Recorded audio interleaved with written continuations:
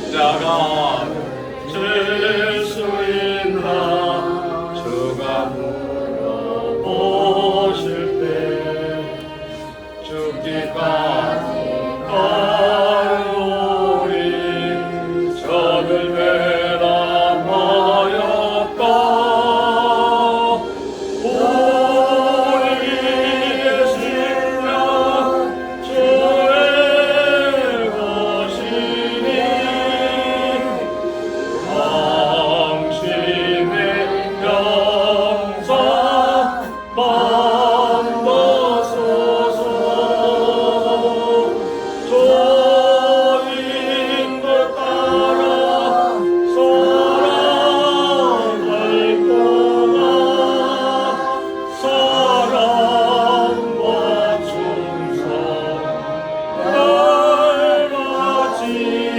닮아지오리라 너는 기억하고 있나 구원받은 방도를 저가 행하였을 때 각원 허락받았다 우리의 심령 주의 것이니 당신의 영상 만나소서 주인도 따라 사랑할 동안 사랑과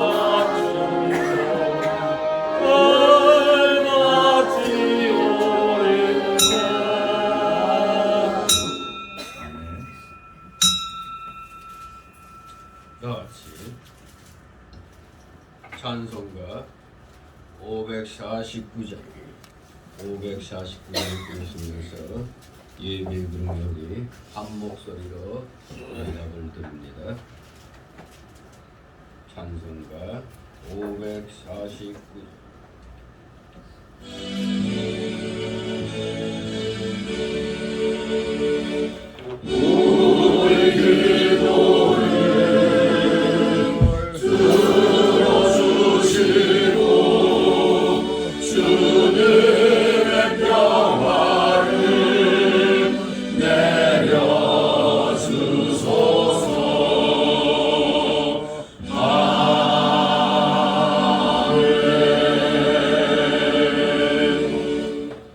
다같이 묵도 드립니다.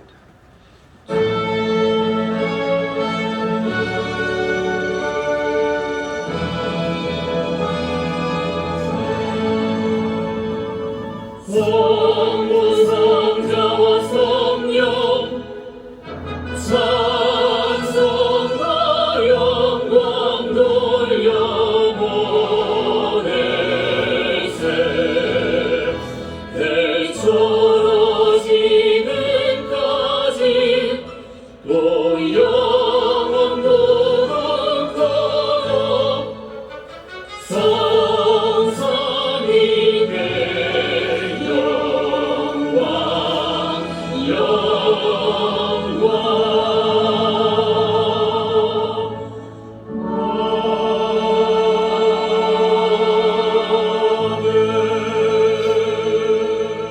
여호와의 속량함을 얻은 자들이 돌아오되 노래하며 시온에 이르러 그 머리 위에 영영한 희락을 띠고 기쁨과 즐거움을 얻으리니 슬픔과 탄식이 달아나리로다. 아멘. 다같이 일어나셔서 찬송가 547장 하나님 앞에 올립니다. 547장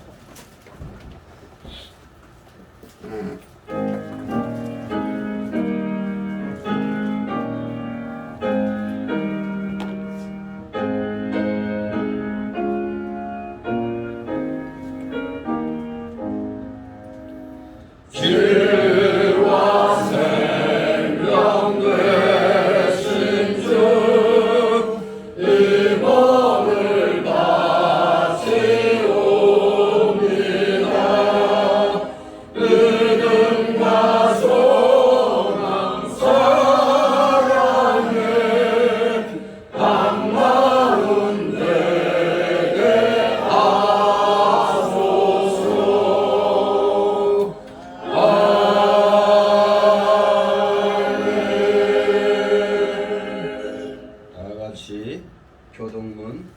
3번 교독합니다. 찬송가 맨 뒤에 넘기면 교독문 나옵니다.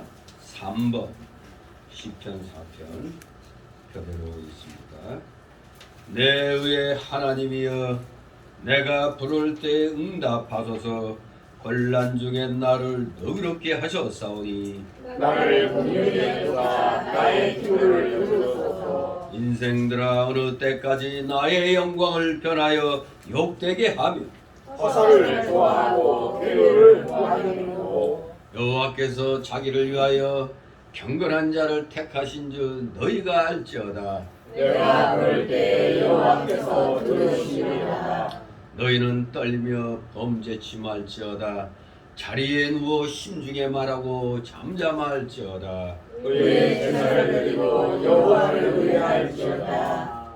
여러 사람의 말이 우리에게 선을 보일 자 누구뇨 하오니 여호와여 주의 얼굴을 들어 우리에게 비추소서. 주께서 내 마음에 두신 기쁨은 저희의 곡식과 새 포도주의 풍성할 때보다 더하나이다. 내가 평안히 눕고 자기도 하리니 나를 안전히 거하게 하시는 오직 여호와시리이다.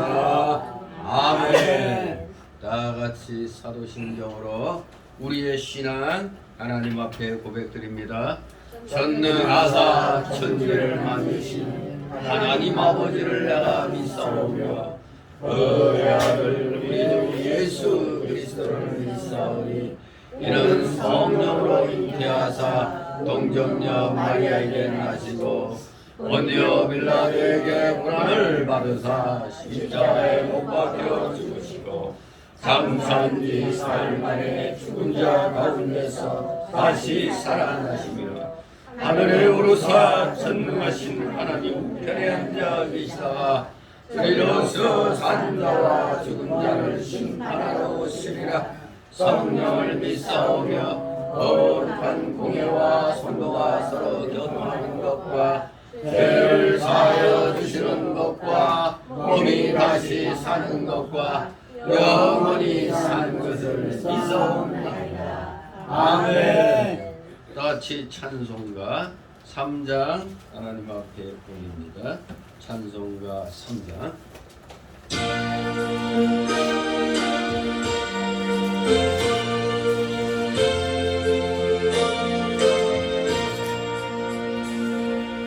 이 천지가 만물주가 복주시는 주 여호와 전능 성부 성자 성령 찬송하고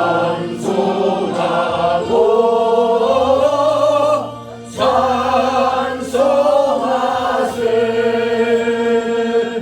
아멘.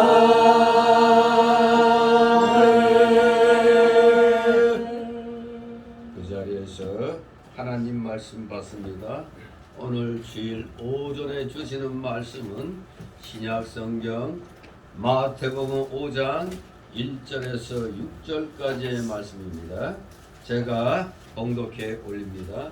마태복음 5장 1절에서 6절. 예수께서 무리를 보시고 산에 올라가 앉으시니 제자들이 나온지라 입을 열어 가르쳐 가라사대 심령이 가난한 자는 복이 있나니 천국에 저희 것이며 애통하는 자는 복이 있나니 저희가 위로를 받을 것이며 온유한 자는 복이 있나니 저희가 땅을 기업으로 받을 것이며 다 같이 6절. 의에 줄이고 목마른 자는 복이 있나니 저희가 배부를 것이며. 아멘. 모두 제자리에 앉아주시기 바랍니다. 이 시간 하나님 앞에 어깨 위로 올립니다. 거룩하심이 천지전능하셔서 이 세상 천하 우주 만물을 오직 말씀으로 창조하시고 그 모든 창조물들 하나님의 기뻐하시는 선하신 뜻 가운데 합력하여 선이 이루어지는 방향으로 질서 정연하게 모든 것이 운행되고 있사오니 참으로 이 놀랍고도 보신 주님의 경륜에 오늘도 원근각체에서 모여나온 사랑하시는 자녀들 한마음 한뜻으로 주님 앞에 감사와 존귀와 찬송과 영광을 드리오니 주님 홀로 받으시옵소서. 감사드립니다. 저희가 무엇이가 한데 이처럼 살아가여 주셨어. 제2 되신 예수 그리스도를 이 땅에 낮고 비천한 인간의 몸을 입히시고 보내주심으로 우리의 모든 죄를 다 짊어지게 하심으로 우리가 모든 죄악에서 건짐받고 죄사함받고 구원받았사오니 이 놀랍도 크신 주님의 십자가 대속의 사랑 어찌 감당할 수 있겠나이까. 오직 저희들이 해야 할 일은 오직 감사드리며 순종하며 사는 것만이 우리의 행할 최선의 길인 줄 믿습니다. 이렇게 너무나도 크신 주님의 사랑과 은혜를 받고 천국 백성 하나님 자녀 되었는데 여전히 우리 속에는 왜 이렇게 옛사람의 그 못돼 먹은 속성들이 여전히 남아있는지요. 죄악성과 부패성과 완악성이 자꾸 거듭난 우리 중생한 영의 발목을 잡는 일이 우리 일상생활 중에 너무나 빈번히 일어나고 있습니다. 이 모든 것은 결코 하나님께서 이 세상을 허락하셨다는 것은 바로 우리가 이 훈련장이 된 이 세상을 우리가 잘 극복하여 더욱더 하나님의 자녀로서의 합당한 그 자세들을 갖춰 나가는데 분명히 쓸모가 있다고 생각하셔서 계획하셔서 우리에게 허락하신 훌륭한 그러한 실력을 쌓는 훈련장인 줄 믿습니다. 그러다 보니 우리 속에 여전히 남아있는 이 옛사람의 못된 속성이 우리 중생한 이 영에 나아갈 길을 자꾸 잡는다는 것, 바로 우리로 하여금 더욱더 하나님 나라에 들어가기를 힘쓰라고 하나님이 그렇게 가르쳐 주시는 줄 믿습니다. 이 세상에서도 공짜는 없다고 그랬습니다.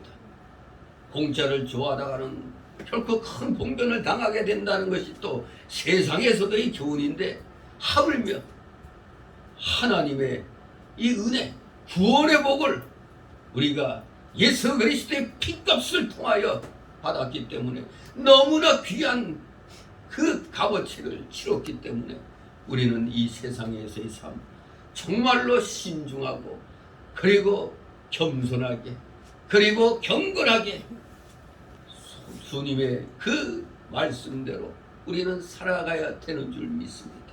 날마다 이 옛사람의 속성을 쳐서 복종시키는 훈련에 우리 모두 최선을 다하는 자들 되게 하여 주시옵소서. 때로는 가장 친한 주변으로부터 가족으로부터 시험을 당할 때도 있습니다. 하지만 그때도 우리는 담대히 십자가의 주님을 바라보면서 그 모든 시험 이기게 하여 주시옵소서. 진실로 한 계단 한 계단 시험을 이겨 나아가 올라갈 때마다 우리의 신앙도 자라게 되는 줄 믿습니다. 진실로 우리 사랑하시는 구원받은 자녀들은 이 세상의 이 흐름을 즉 천기를 잘 또 구별하면서도 또 영적인 세계에서 일어나는 여러 가지 그 상황들 또한 우리가 주님이 주시는 지혜로 잘 극복하며 이겨나가야만 되는 줄 믿습니다. 그저 세상 것에만 눈이 떠져가지고 영적인 일은 등한시하는 어리석은 자들 되지 않게 하여 주시옵소서. 지금 이 세상에 기독교의 간판을 걸고 있는 자들이 많이 있습니다. 이 대한민국에 4분의 1 이상이 기독교인이라고 하지만 또 코로나 팬데믹을 거침으로 또 많이 줄었다고 하지만 교회들은 한 1만여 개가 문 닫았다고 하지만 그래도 여전히 총인구의 4분의 1이 그래도 기독교인이라는 간판을 걸고 있다는 것 우리는 생각해 봐야 되는 줄 믿습니다. 4분의 1 적지 않은 숫자입니다. 이 적지 않은 숫자 가운데서도 진짜 하나님께서 인정하시는 알곡 신자가 과연 얼마나 되는지 참으로 우리 모두 스스로 가슴에 손을 얹고 생각해 봐야겠습니다. 내 자신은 과연 하나님이 인정하시는 그런 올바른 성도로서의 삶을 살고 있는가? 괜히 내 자신의 이익을 위하여 남에게 거짓말하고 사기치고 하는 이 잘못된 삶을 살고 있는 건 아닌가? 왜 이 세상에서 우리 복음이 전파되어 나가는데 왜 자꾸 방해 요소들이 생깁니까? 우리가 소금으로서 빛으로서의 삶을 살지 못하기 때문에 믿음의 본을 보이지 못하고 그저 자기 이익만 채우려는 그런 삶을 살고 있기 때문에 이 전도가 잘 되지 않는 줄 믿습니다. 우리 스스로를 돌아보며 정말로 하나님 앞에 부끄러움이 없는 믿음의 삶을 사는 자들 아버지 다 되게 하여 주시옵소서. 이 대한민국에 일어나고 있는 이 기가 막힌 현실, 전 세계 어느 나라도 오염수 처리 이것으로 국론이 분열되는 그런 나라는 없는데 이 대한민국에만큼은 어찌된 일인지 마귀의 역사가 너무나 큽니다. 과학보다 자신들의 이념과 신념이 더 앞서서 뻔한 것을 자꾸 거짓으로 덮으려는 자들이 이 대한민국 땅에 너무나 많이 있습니다. 이 나라가 어떻게 세워졌습니까? 말씀으로 기독교 정신으로 건국된 나라, 전 세계 최초로 기도함으로 재원국회 이 나라 살림이 시작된 나라, 이러한 소중한 우리나라가 어찌하여 마귀들이 설치는 그런 땅이 되었는지 정말로 아슬아슬합니다. 자유민주주의 체제가 살얼음 판을 걷게 된 이 현실은 우리 국민들이 하나님의 은혜를 다 망각하였기 때문에 일어난 일인 줄 믿습니다. 하나님의 은혜를 깨달았다며 어찌하여 마귀의 세력에 편승할 수가 있겠나이까? 마귀 편을 드는 자들, 하나님보다도 마귀 편을 드는 이 어리석은 자들, 지연, 학연, 혈연을 하나님보다 더 위에 놓는 자들이 이 기독교라는 간판을 걷고 있는 이 교회 안에, 성도 안에 약 40%가량 된다는 사실이 심히 통탄스러운 일입니다. 어찌 하나님보다 위에 놓은 것이 그게 믿음입니까? 마귀 편에 선 거 아닙니까? 우리 모두 진실로 하나님 편에 섰다면 모든 일에 대하여 하나님 말씀을 기준으로 우리는 생각해야 됩니다. 과연 누가 하나님 편에 더 가까이 서 있는가? 누가 더 하나님 말씀대로 따르고 있는가? 이것이 우리의 판단의 기준임을 분명히 알고 우리 기독자들 스스로도 우리 자신도 정말로 삼가 조심하며 말씀에 입각한 삶을 살려고 노력하는 진실된 하나님의 자녀들 다 되게 하여 주시옵소서. 우리가 이런 자세로 나아갈 때 대한민국 교회가 올바른 길을 가게 되고 그리하여 모든 성도들이 올바른 길로 들어서게 되는 줄 믿습니다. 목회자들은 선지자적인 그 생각을 가지고 하나님께서 허락하신 그 권위를 가지고 크게 외쳐 목소리를 나팔같이 외쳐 진실로 살아계신 하나님의 말씀을 선포하는 진실된 그런 목회자들이 되어야 되겠습니다. 그저 교인이 많아지고 물질이 많아지고 교회가 커지니까 교인들이 듣기 싫어하는 소리들은 아예 하질 않습니다. 그러다 보니 진리는 사라지고 맨 인본주의적인 말이 교회에 가득 차게 됩니다. 우리 정신 차려야 됩니다. 이 나라 어떻게 세워진 나라인데 우리가 이렇게 허망하게 역적들에게 이 나라를 갖다 맡기려고 합니다. 참으로 북해 김정인 집단은 마귀 집단 중에서도 손마귀 집단인데 그들 편을 들고 있는 이 참으로 천하의 못된 자들이 이 땅에서 국민들의 세금으로 녹을 먹고 있다는 건 참으로 안타깝습니다. 우리 기독교인들 최선을 다하여 진리 편에 서서 의의 편에 서서 하나님의 공의가 이 대한민국에 차고 넘치도록 우리 모두 지극히 작은 힘이나마 최선을 다하는 자들 다 되게 하여 주옵소서. 우리 성교회 비록 작은 교회지만 진리 싸움에서는 그 어느 교회도 뒤지지 아니하는 믿음의 실력자들, 진리의 실력자들 다 되게 하여 주시옵소서. 감사드립니다. 오늘도 여러 가지 사유를 가지고 나온 성도들 하나님 앞에 다 내려놓고 맡기게 하옵소서. 진실된 마음으로 이 시간 하나님 앞에 경배드리게 하옵소서. 감사를 드립니다.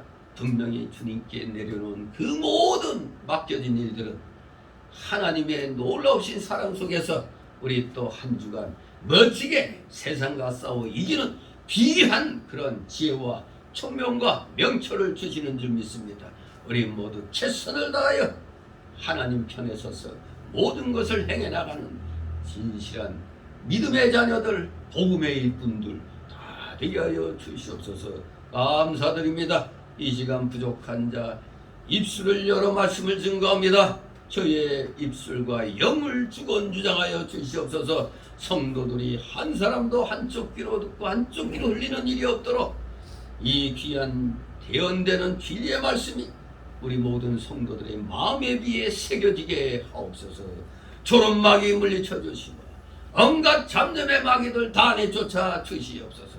마치는 시간까지 오직 주님께서만이 영광 홀로 받으시옵소서.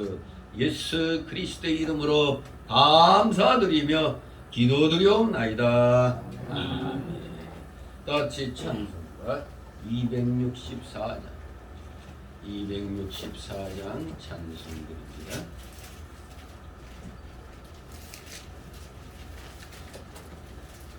2절 부르고 간주 나갑니다. 1절 2절 부르고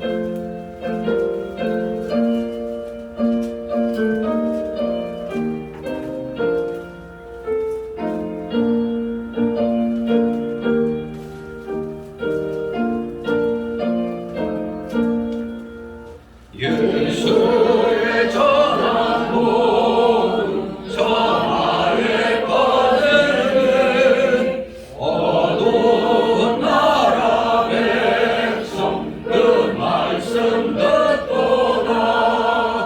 죄인이 믿으련 마음이 있으리 반갑게 받느니 나라 많도다. 죄인이 회개하고 눈물을 흘리는 예수의 밝은 빛이 어둠을 쳤도다.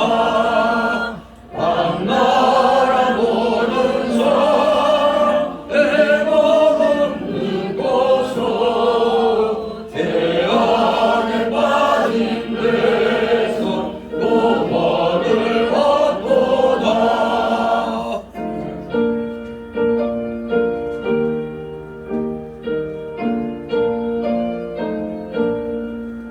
세상에 어두지며 진리를 모르네. 이 세상 참된 빛은 곧 예수 세로다.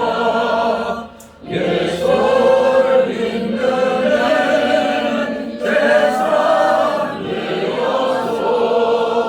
사망의 권세이요 영생을 얻도다.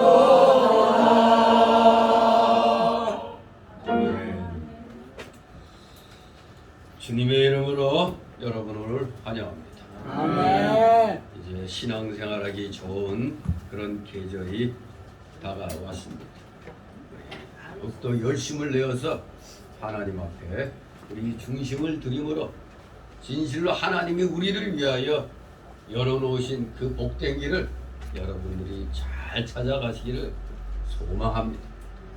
오늘 여기 소위 여러분들이 잘 아시는 산상보훈 또는 산상수훈, 산상설교라고도 합니다. 마태복음 5장, 6장, 7장 산상보훈으로 잘 알려져 있죠. 성경 전체, 나아가 세계 문화 전체를 통틀어서 하나님과 인간과 인간 사이에 있어야 할 가장 완벽한 수준의 윤리 체계를 보여주는 수훈이 바로 이 마태 5장, 6장, 7장의 말씀들입니다. 한편 이것을 기록한 마태라는 분은 예수님께서 3년간의 그 공생의 전기간에 걸쳐 행하신 여러 그 강화의 내용들을 크게 5부분으로 나눴는데, 바로 그 마태복음 그 5가지 강화 가운데 첫 번째 부분이 바로 여기 산상보훈입니다. 산상수. 한편 이 산상수훈이 갈릴리 지방의 어느 한 산지에서 행해진 예수님의 설교 전문 그대로인지, 아니면 마태가 다른 여러 기회에 예수님께서 나누하신 말씀까지 함께 편집하여 구성하였는지에 대해서는 각각 견해가 다릅니다만, 우리 예수님께서는 여기 기록된 내용 그대로의 산상수훈을 하셨고, 또 유사한 내용으로 다른 기회에도 자주 설교를 하셨다, 이렇게 보는 것이 가장 지지받는 학설이라고 알려지고 있습니다. 하지만 이 산상수훈이 예수님의 설교 내용을 토시 하나까지 그대로 옮겼다는 뜻은 아닙니다. 이것은 마태라는 사람의 그 지식 수준과 여러 그 세상 경험, 여기에 그 사람의 인격, 그리고 성령의 감동이 임함으로 이 예수님이 하신 말씀을 이렇게 정리하여 기록을 했는데, 이걸 뭐 그대로 예수님이 그냥 말씀하시는 대로 녹음기에 뭐 저장했다가 그걸 그대로 썼다는 그게 아닙니다. 이것을 토탈 이렇게 집성하면서 핵심 부분만을 정리하여 게재했다고 보는 것이 타당합니다. 왜냐하면 예수님 분명히 우리 인간의 몸을 입고 오셨잖아요. 인간의 몸을 입고 오셨으면서 또 인간에게 여러 가지 설교를 하실 때 아무래도 여러 군더더기 말도 보조적으로 들어갔을 거예요. 근데 마태가 그걸 하나하나까지 다 기록했다면 이거 마태복음 하나로도 뭐 전체 이 두꺼운 성경이 다 기록될 수가 있죠. 거기서 핵심되는 데 핵심 부분만을 정리 제기했다, 이것이 타당한 것입니다. 아무튼 오늘 이 산상수훈 중에 우리가 흔히 알고 있는 8가지 복, 8복에 대한 기록이 이 산상수훈이죠. 우리 예수님께서는 이를 통해서 복 있는 자의 조건과 또 참복의 내용에 대해서 8가지 복을 가지고 설명을 해 주십니다. 오늘은 이제 8가지 복을 둘로 나누어서 이제 살펴보도록 하겠습니다. 아무튼 이 말씀들은 그저 단순히 사람들에게 무슨 높은 도덕적인 표준을 제시하는 것이 아니라 하나님 나라 백성들이 실제 삶에서, 실제적인 삶에서 지켜야 할 윤리의 그 대강령을 제시하고 있는 겁니다. 초두에 말씀드린 대로 전 세계를 통틀어 인간과 인간 사이, 하나님과 인간 사이에 있어야 할 가장 완벽한 수준의 그런 윤리 체계를 보여주고 있다고 그랬습니다. 윤리의 대강령, 실제 삶에서 지켜야 할 윤리의 대강령이 바로 이 산상수훈이다. 그 중에서 이 8복이다. 그 중에서 오늘은 그 8복 가운데 4가지 복을 이제 함께 살펴보도록 합니다. 우리 예수님께서 산 위에서 제자들에게 가르치신 소위 이 산상수훈은 믿지 않는 일반 사람들에게 하신 말씀이 아니죠. 바로 제자들에게 하신 말씀이었습니다. 3절부터 나오는 소위 8복을 둘로 나누어서 이렇게 이제 살펴보겠는데, 오늘은 바로 4가지 복을 살펴봅니다. 이 4가지 복은, 처음 4가지 복은 특별히 구원을 위한 준비 또는 구원받는 자의 상태로 우리가 정리할 수 있겠습니다. 구원을 위한 준비 또는 구원받는 자의 상태, 나머지 7절 이하의 4가지 목은 구원받은 자의 덕, 이렇게 나누어서 살펴볼 수가 있습니다. 그래서 오늘 오전에는 구원을 위한 준비, 즉 구원받는 자의 상태라는 제목으로 이 말씀을 우리가 살펴보도록 해야 되겠습니다. 자, 이 4가지 복 1절에서 3절까지가 바로 심령이 가난한 복입니다. 심령이 가난한 복. 그리고 4절이 애통하는 복입니다. 애통하는 복. 그리고 5절이 세 번째로 온유한 복입니다. 온유의 복. 그리고 나머지 6절이 의에 줄이고 목마른 자의 복.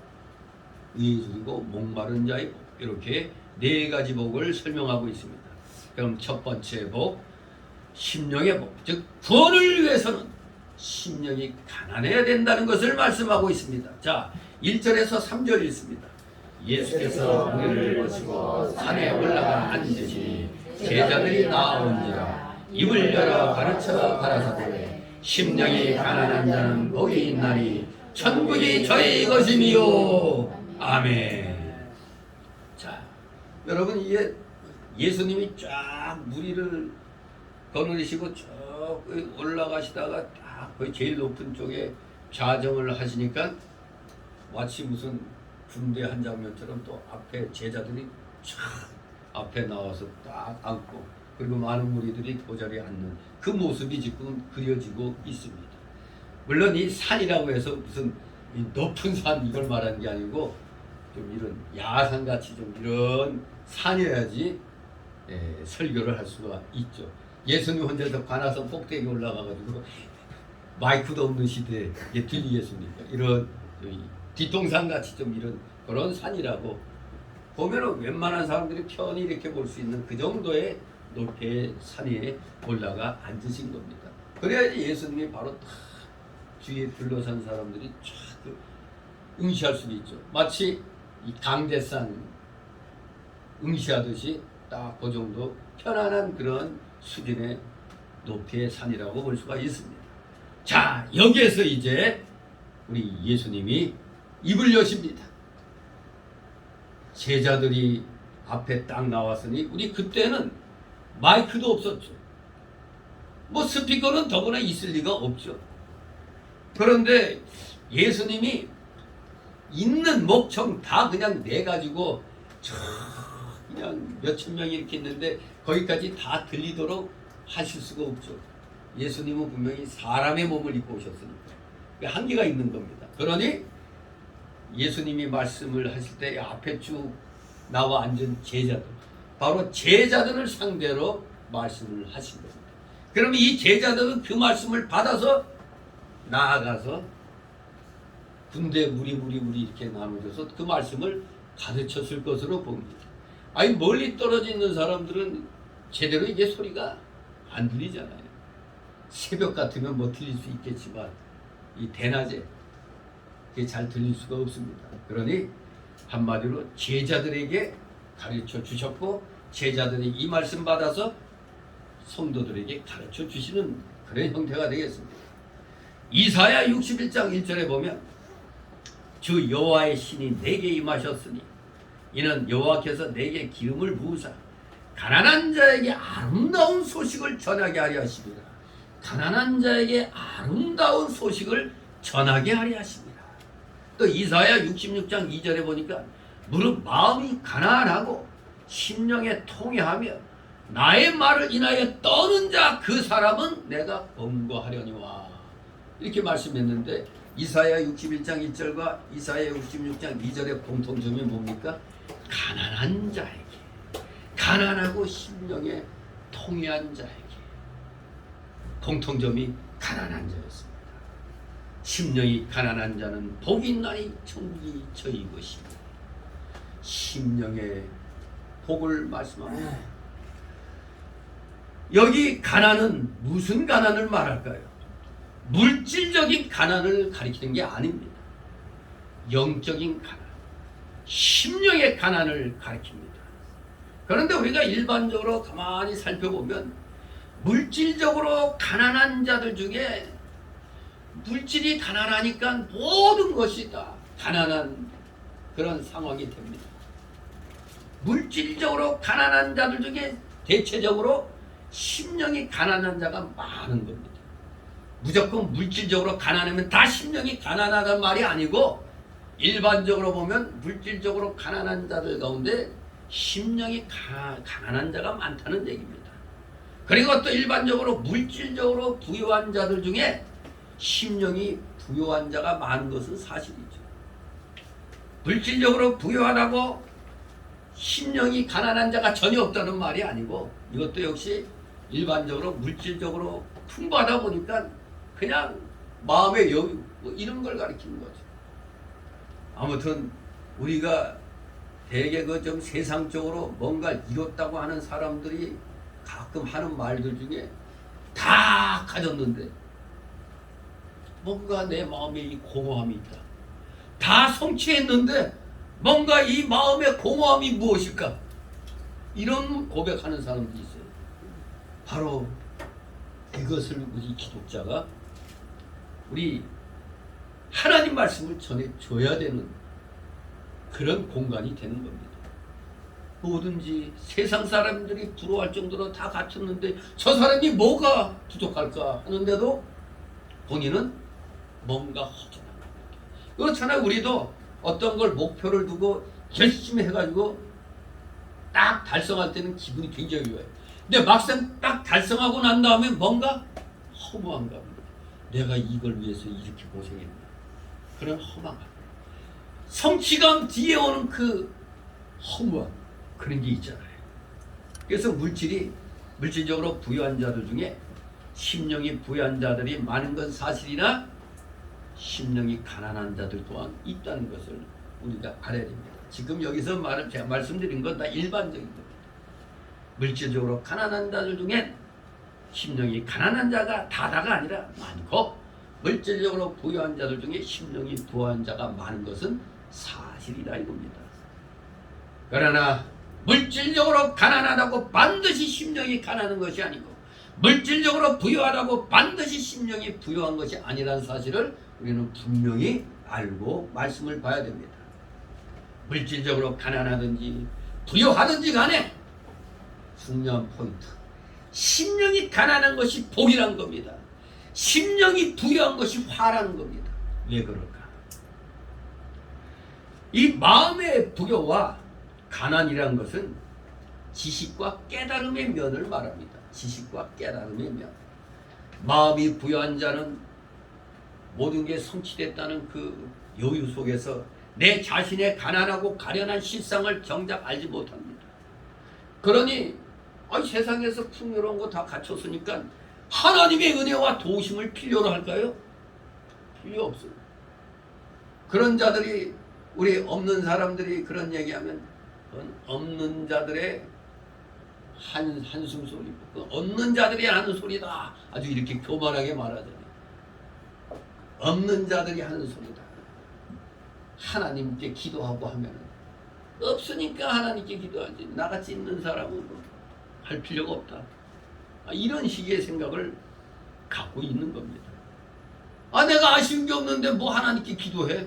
여러분도 실질적으로 무릎을 꿇는 시간이 어떨 때 많이 생겨요? 뭔가 답답하고 일이 안 이루어지고 힘들 때 하나님께 엎드려 기도하게 되잖아요. 근데 모든 게 잘 되면은 말로는 하나님께 감사하면서도 행동은 육신적으로만 나가죠. 하나님께 내 기도해야지. 이런 마음보다 여유를 갖게 되잖아요. 하나님의 은혜 도우심 필요로 하지 않습니다.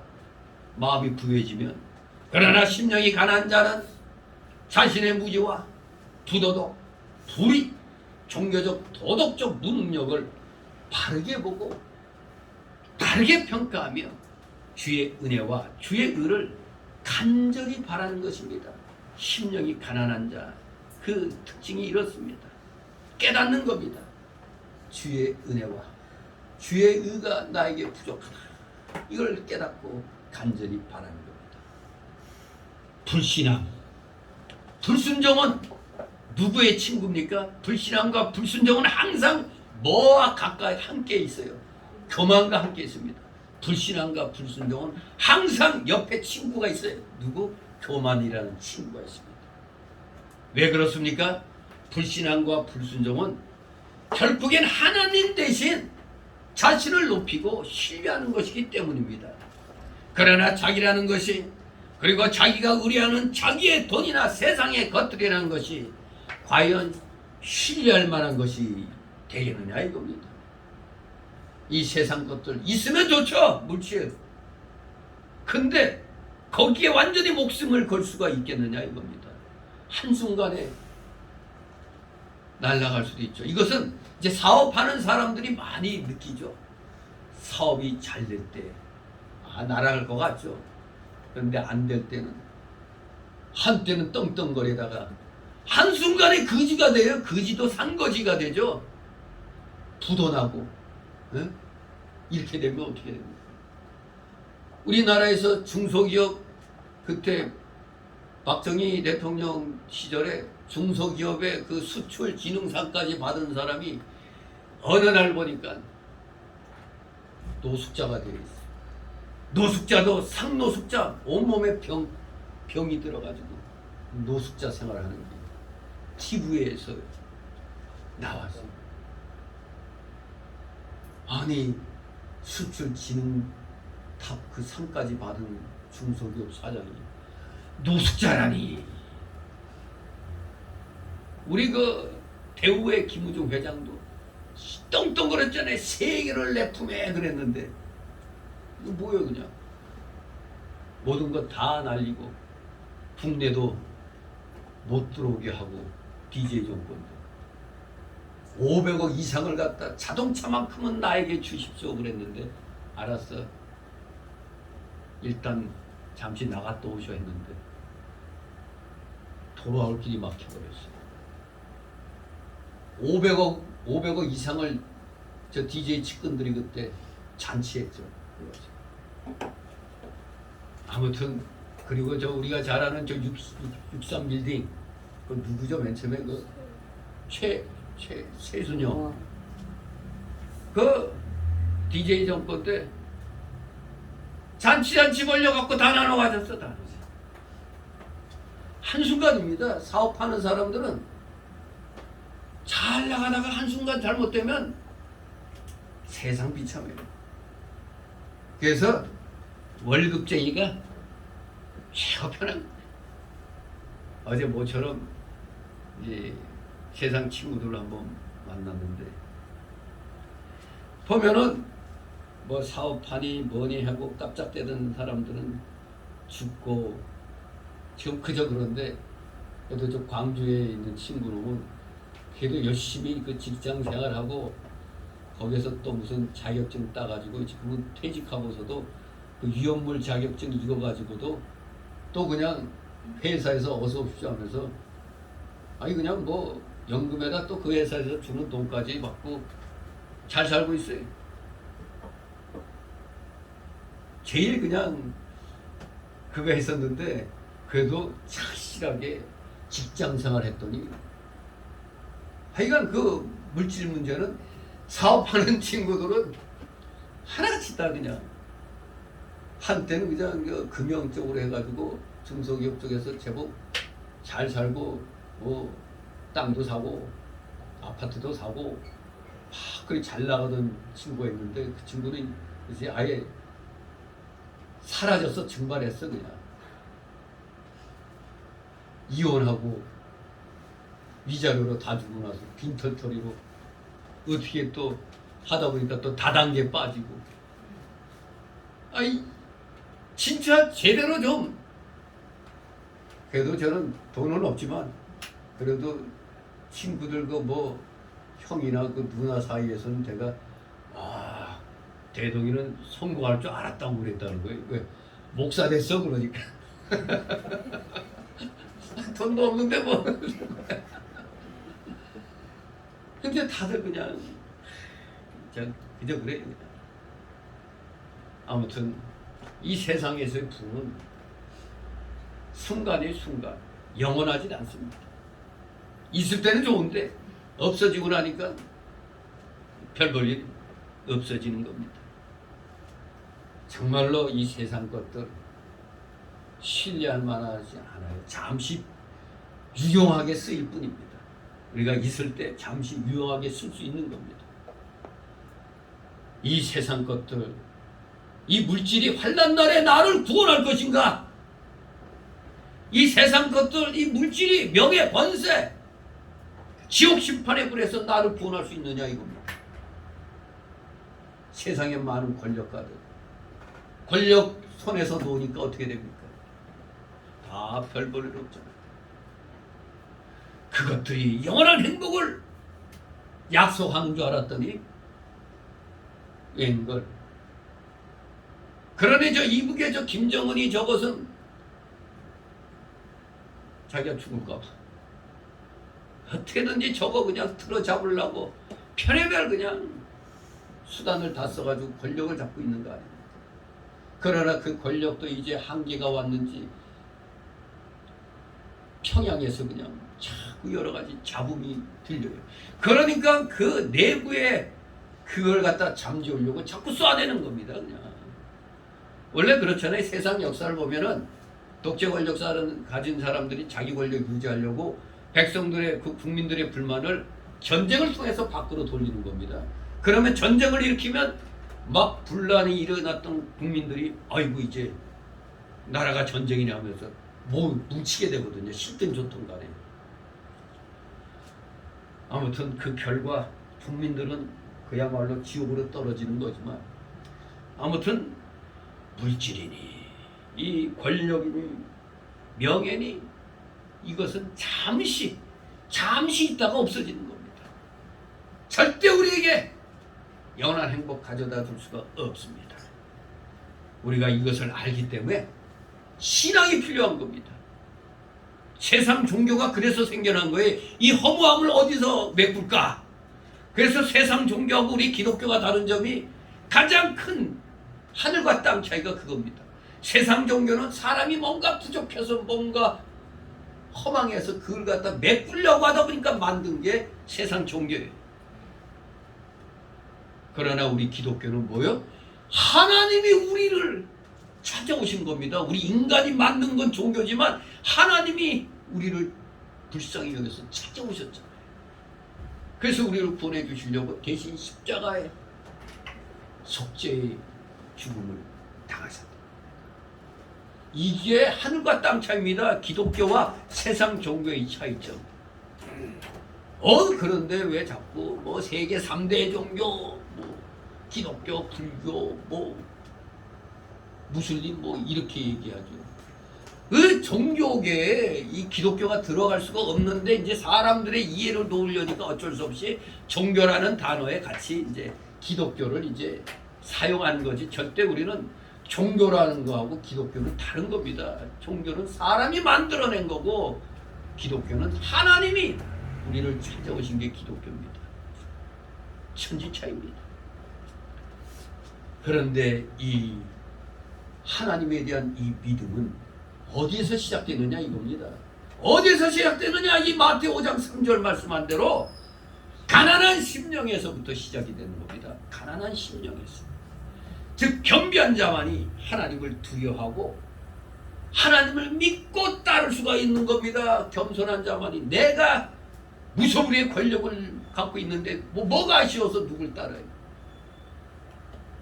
그러나 여러분 미국 대통령 선서할 때 어디다 손을 얹어요?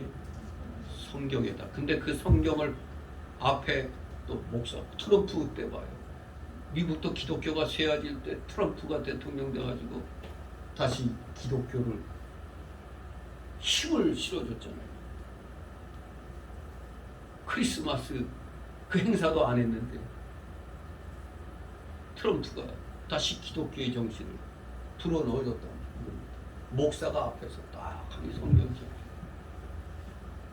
그러니까 세상 정치는 기독교의 하나님의 말씀의 범위 안에서 세상 정치를 해야 된다는 그런 말씀입니다.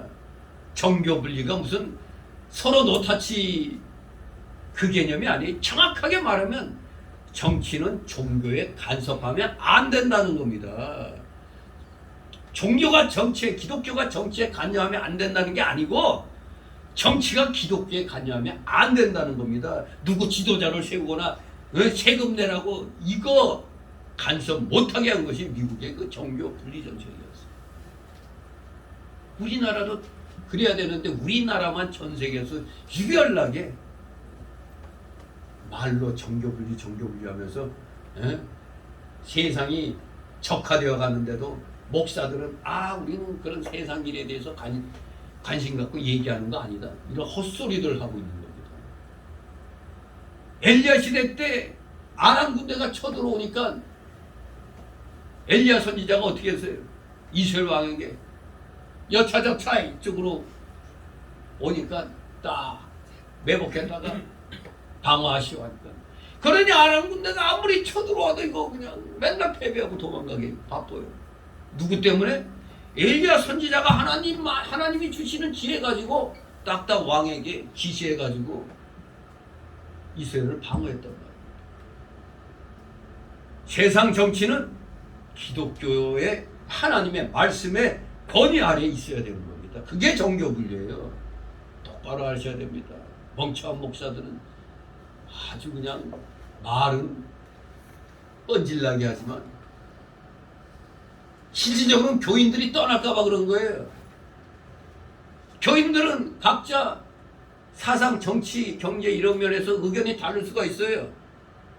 그러나 거기에서 중심을 분명하게 잡아주는 게 목회자가 할 일입니다. 근데 목회자가 이것도 좋고 저것도 좋고 아니 공산주의도 좋고 민주주의도 좋아요. 자유민주주의도 그런 게 어디 있어요. 목회자는 오직 정의 편에 공의 편에 하나님 편에서 공산주의는 마귀 새끼들이다 선언해야 되는 겁니다. 그럴 수도 있고 무슨 그래서 교인들 많이 물려갖고 얼마나 호의호식하고 살든지 알 수 없으나 하나님의 때에 다 무너집니다. 오직 진리대로 단 한 명이 남더라도 다 떠나가더라도 하나님 말씀이 가라사대하면 그대로 선포하면 되는 겁니다. 남을 사람은 남고 떠날 사람은 떠나는 겁니다. 그게 무슨 그거 하다고 그렇게 그냥 빨갱이 노릇해도 그냥 아이고 교회 떠나면 안 된다고 회개하지 않는 자가 교회 나올 필요가 없습니다. 어떻게 하나님을 섬기는 자들이 마귀 편에 서가지고 있을 수가 있어요? 말이 안 되는 겁니다. 그래서 제가 항상 얘기하죠. 교회는 문턱이 높아야 되는 겁니다. 온갖 잡동사니가 다 들어오니까 교회가 오늘날 이거 물에 물 타고 술에 술 타고 그런 식이 되는 겁니다. 진리 편에 서서 오직 하나님 옆으로 가까이 한 걸음씩 나가야 되는 겁니다. 바로 그 대표적인 모습이 심령이 가난한 자의 태도인 것입니다. 심령이 가난한 자는 하나님을 경외합니다. 구원의 길에 들어선 모든 성도의 모범적인 모습이 바로 이 심령이 가난한 자의 모습입니다. 심령이 가난해야 되는 겁니다. 누구든지 심령이 가난하지 않으면 절대 믿음의 길에 들어설 수가 없습니다. 이 심령의 가난은 진실로 하나님의 은혜요. 은혜 받은 자의 모습입니다. 이 성령이 충만하지 않으면 이 심령의 가난함이 오질 않아요. 생기질 않아요. 왜? 뭐가 아쉬워? 뭐가 아쉬워서 교회 나가냐? 뭐가 아쉬워서 기도하냐? 뭐가 아쉬워서 구해? 그러잖아요. 아쉬운 거 없는 사람들 교회 안 나와요. 왜 선거철 되면 철새 같은 국회의원 후보자들이 교회 나옵니까? 특히 대형표에 몰려다니죠. 왜? 뭐가 아쉽죠? 표가 아쉽잖아. 표가 한 표가 아쉽기 때문에 오는 겁니다. 아쉬우니까 오는 거예요. 선거할 때는 아쉽잖아. 역시 아쉬우니까 뭔가 속에 불충분하니까 찾아오는 겁니다. 바로 우리도 심령이 가난해야 하나님 앞에 나올 수가 있는 겁니다. 천국이 저희 것이며 이 말씀을 기억하면 이렇게 됩니다. 심령이 가난한 자는 복이 있나니 왜냐하면 천국이 저희 것이기 때문이니라 이겁니다. 복이 있는 이유는 천국이 저희 것이기 때문이라 이겁니다. 천국이 저희 것이기 때문이다. 심령이 가난한 자는 천국의 소유자가 될 수 있기 때문에 복되다는 말씀입니다. 절대 심령이 가난치 않고는 천국의 소유자가 될 수가 없습니다.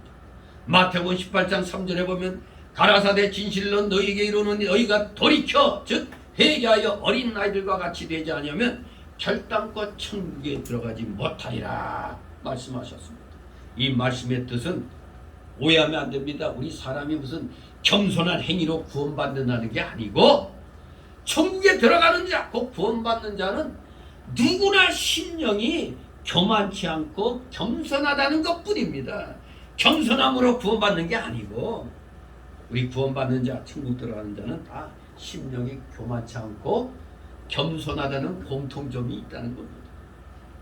이렇게 겸손한 자만이 하나님을 두려워하고 그의 복음을 믿게 되는 겁니다. 겸손해야 믿음 생활하게 돼 있습니다. 아쉬운 게 없는데 누가 믿음 생활하겠어요? 뭔가 마음에 물질들 다 갖췄는데도 뭔가 아쉬워 이게 뭔가 허전해. 그러니까 종교로 나오는 겁니다. 많은 사람들이 불교로 나가는 사람, 사업자금 대준다니까 이슬람교로 나가는 사람. 아니 강남에 무슨 큰 교회 집사라고 한 사람이 참네 사업이 망해갖고 어려울 때 이슬람교가 접근해가지고 사업자금 대주니까 기독교 버리고 무슬림으로 가버렸어요. 애시당초 그 사람은 정말 구원받은 사람이 아니었다고 볼 수가 있죠. 돈에 팔린 거 아닙니까? 돈에 그냥 예수님 버리고 이슬람으로 간 거죠. 그렇습니다.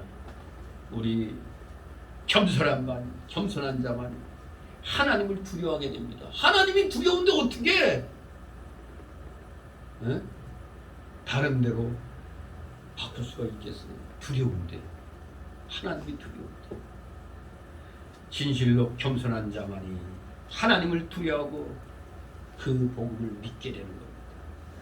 절대 교만한 자는 믿을 수 없고 오직 겸손한 자만이 예수 그리스도의 속죄의 복음을 진심으로 믿을 수가 있는 것입니다.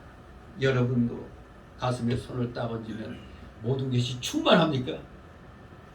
그래서 나는 이제 믿음 생활 적당히 해도 돼? 이 정도로 부유해졌습니까?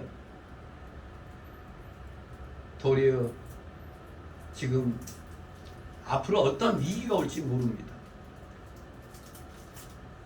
왜냐하면 이 세계는 하나로 이렇게 구성되어 있어요. 옛날같이 서로 교류가 교통이 미비돼서 교류가 없을 때 몰라도 지금은 그야말로 전 세계가 그냥 뻥 뚫려 있잖아요. 지금 우리 옆에 저 중국이라는 나라가 지금 엄청나게 경제적인 위기를 겪고 있어서 중국과 손잡은 격은 다 망하게 돼 있어요. 지금 시진핑도 잘못하면 저거 정권 빼앗길 수도 있다는 내놓을 수도 있다는 얘기가 돼요. 지금 중국 공안들조차 월급을 제대로 못 받는다고 그래요. 그러니 이제 군인들도 이제 그런 상황이 될 수 있어요. 그래서 어떤 일이 일어났을 때 군대를 보내지 못한 이유가 가서 반란이 일으키다. 지금 중국 경제가 굉장히 심각해요. 옛날에 우리나라는 미국에서 감기 걸리면 우리나라는 들어눕는다고 이런 말이 있었잖아요. 우리도 중국하고의 무역 거래량이 상당하잖아요. 타격이 없을 수는 없어요.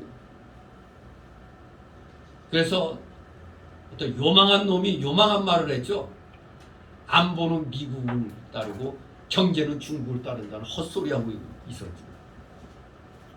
우리 옛날 중국하고 거래 안 해도 충분히 먹고 살았어요. 근데 이제 완전히 모든 걸 중국의 또 이 경제적인 뭐 생필품 같은 거 싸니까 또 그쪽에 너무 의존하다 보니까 지금 발목이 잡혀 있는 기업들이 꽤 많이 있죠. 정말로 뭐 세계 이익이 뭐 미국을 능가한다는 그 큰소리 뻥뻥 치더니 결코 밑뿌리 없이 그냥 위만 쌓아 올라갔던 겁니다. 중국 경제가 무너지게 돼 있습니다. 그때 우리가 얼마만큼 이것을 잘 방어하느냐입니다. 상대가 무너진다고 나도 무너지면 안 되잖아요. 옛날에 우리 기독자들이 약간 좀 은사주의적인 기질이 있는 사람들이 착각하고 있는 게 IMF 때 다른 데는 다 망해도 나는 안 망했다고 막 이러는데 그것이 계속 지속되면 어때요? 나도 망하는 거죠. 왜? 내가 뭐 하는데 내 걸 팔아주고 나도 거래를 해야 돼. 내가 돈이 생기고 먹고 살지. 주변이 다 망하는데 나는 안 망한다? 천만에. 하나님의 일반 은총에 어긋나죠. 하나님이 우리 기독자들 먹여 살리려고 주위 사람들 다 복을 받게 만들어 놓은 겁니다. 열심히 하면 잘 살게 만들어 놓은 거예요. 그러니까 우리 기독자들이 그들을 통해서 얻게 되는 겁니다. 그래서 우리 기독자들은 나만 잘 사는 게 아니고 우리로 인해서 주변 사람들이 다 잘 살게 되는 게 우리 기독교인의 그 복지인 겁니다. 우리가 아브라함의 복을 나눠 받았잖아요. 그래서 우리가 이 아브라함에게 받은 복도 다 나눠주는 겁니다. 그래서 전도가 중요한 겁니다. 영혼권의 전도.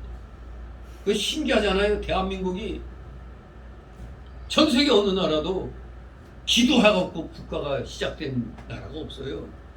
기도로 시작된 나라 없습니다. 최초의 그것도 이윤영이라는 목사 출신의 국회의원이 그 기도문 여러분도 한번 인터넷 통해서 받아서 한번 보세요. 기도문이 어떻게 이렇게 멋지게 기도문이 작성됐는가. 이승만 박사가 대통령 돼가지고 국회에서 초대 의장이잖아요. 이승만 대통령이 딱 보더니 이윤영 의원 기도하시오. 그래서 한 거거든요. 근데 저 같은 기도문이었습니다. 너무나 놀라운 역사가 이 대한민국에서 일어난 겁니다. 우리 이시조선 아닙니다. 자꾸 그냥 우리 대한민국 사람들이 좀 문제가 많아요. 여러분 돈 한번 보세요. 현대사의 주인공이 있어요, 없어요? 우리나라도.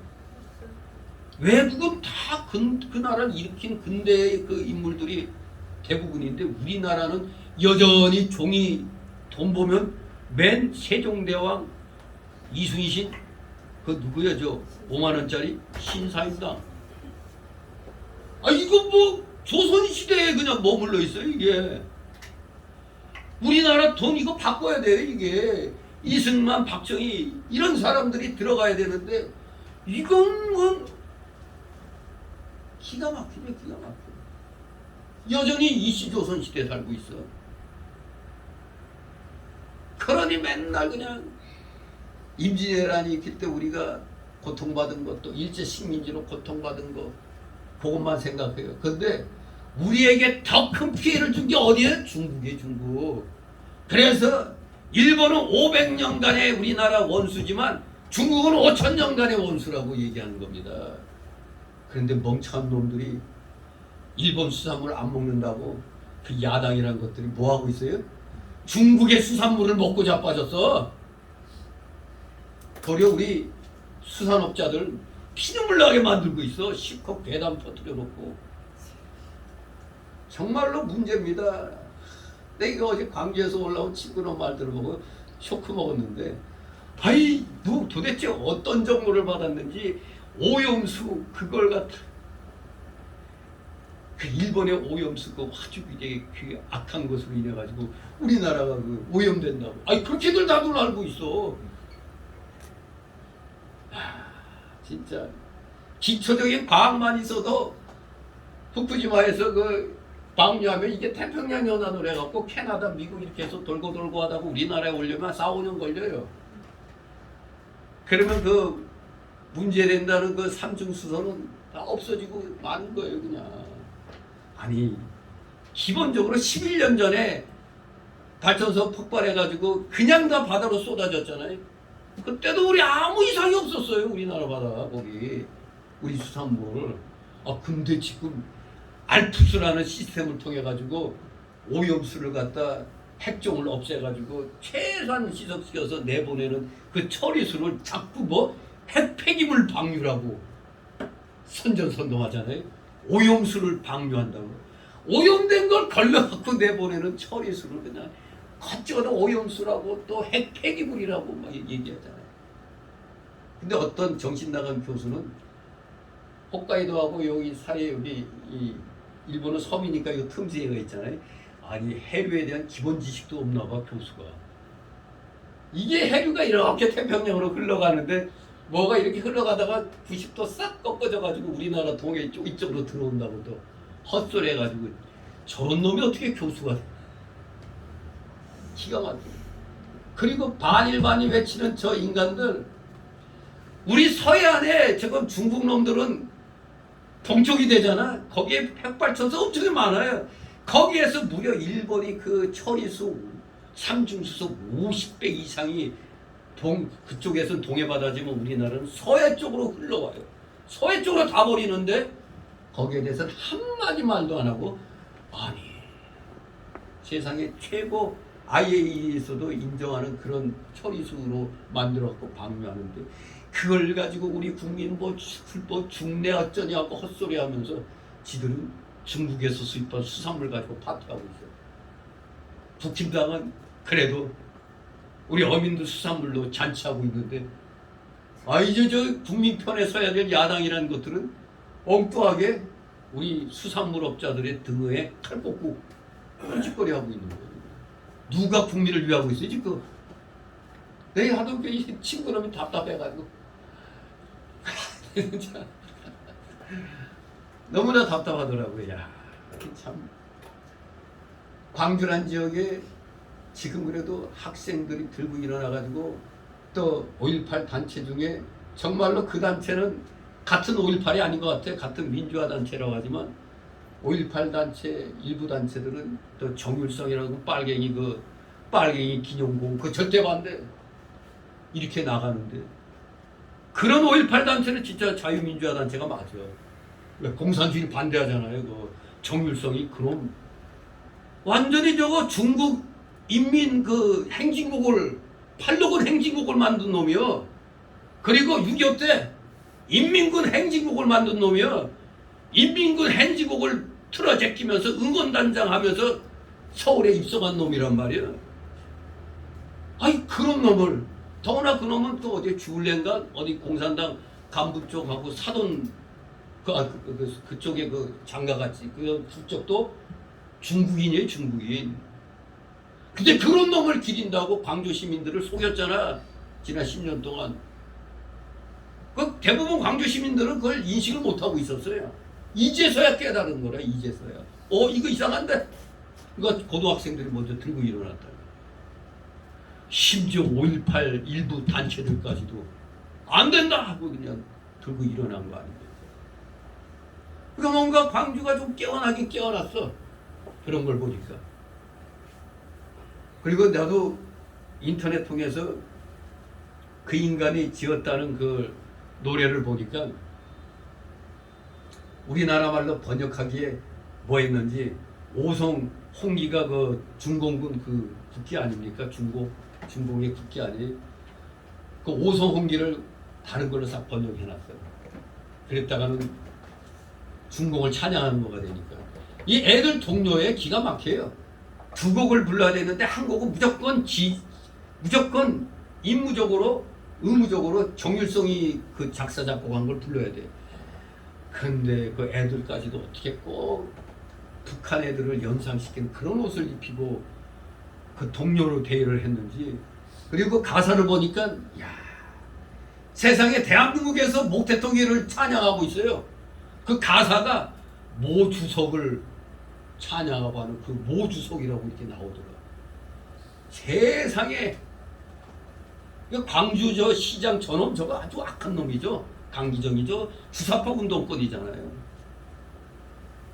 아무튼 아무튼 우리가 하나님 편에 서서 이렇게 보면은 이 불의한 세력들이 이 대한민국에 그냥 쫙 깔려 있어요.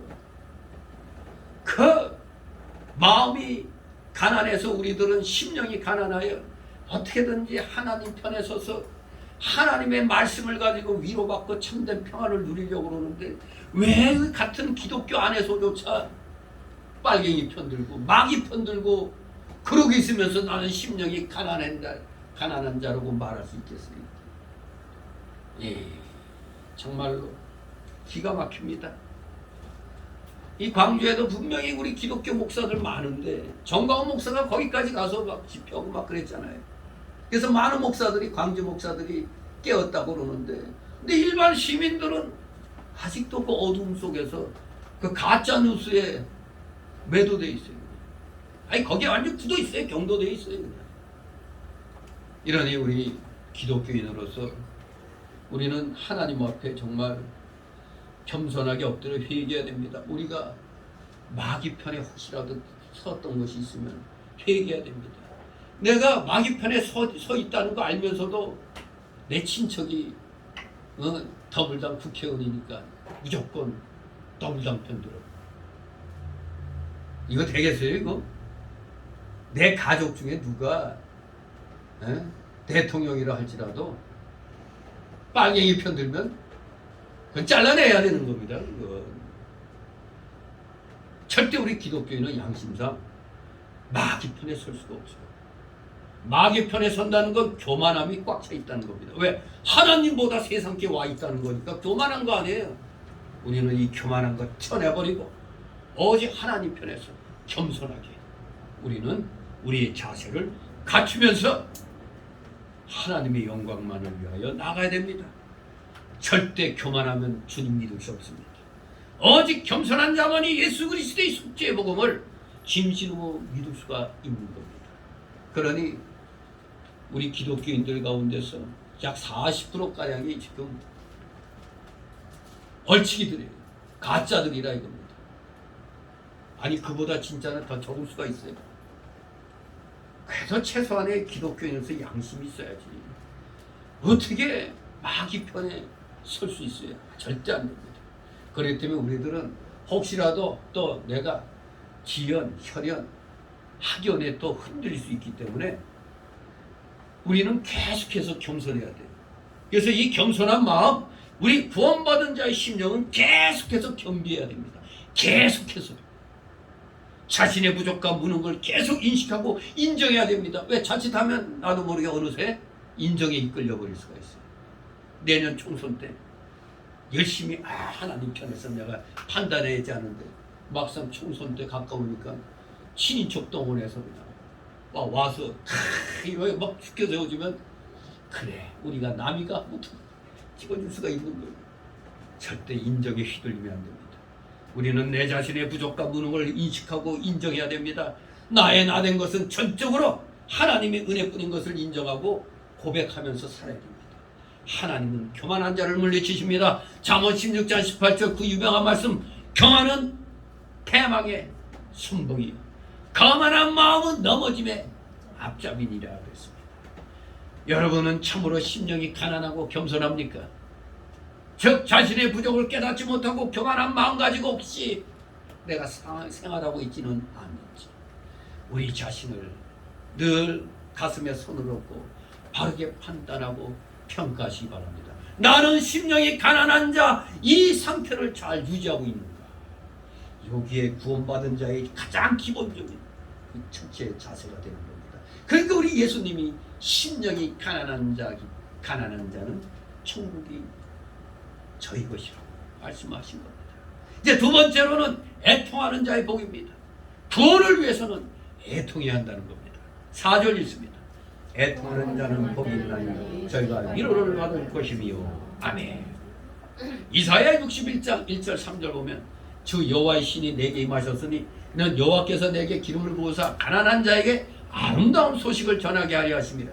나를 보내사 마음이 상한 자를 고치며 포로된 자에게 자유 갇힌 자에게 노임을 전파하며 여호와의 은혜의 해와 우리 하나님의 신원의 날을 전파하여 모든 슬픈 자를 위로하되 무릇 시온에서 슬퍼하는 자에게 화관을 주어 그 죄를 대신하여 희락의 기름으로 그 슬픔을 대신하며 찬송의 옷으로 그 근심을 대신하시고, 이렇게 놀라운 위로의 말씀이 있습니다. 여기서 말하는 애통은 그저 단순히 병이나 전쟁이나 기근이나 죽음을 인하여 애통하는 것이 아닙니다. 인생의 그 불행한 일들의 근본 원인이 되는 죄를 회개하는 애통을 가리킵니다. 죄를 회개하는 그 애끓는 그 슬픔의 마음. 성경에서 참으로 복된 애통은 바로 회개의 애통입니다.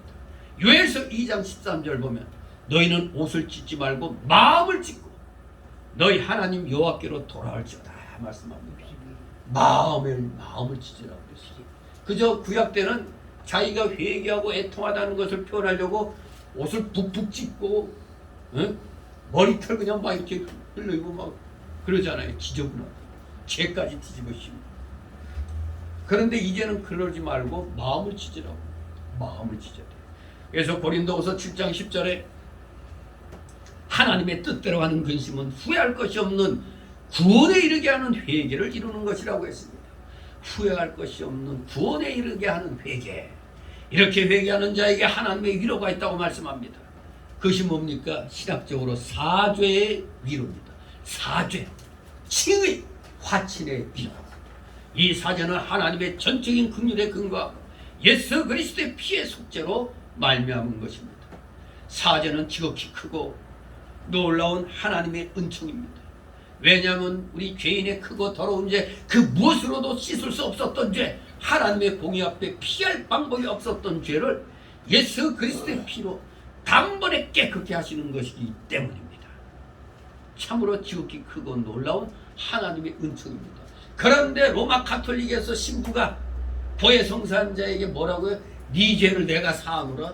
살 수 있는 권한은 하나님만이 있는 겁니다.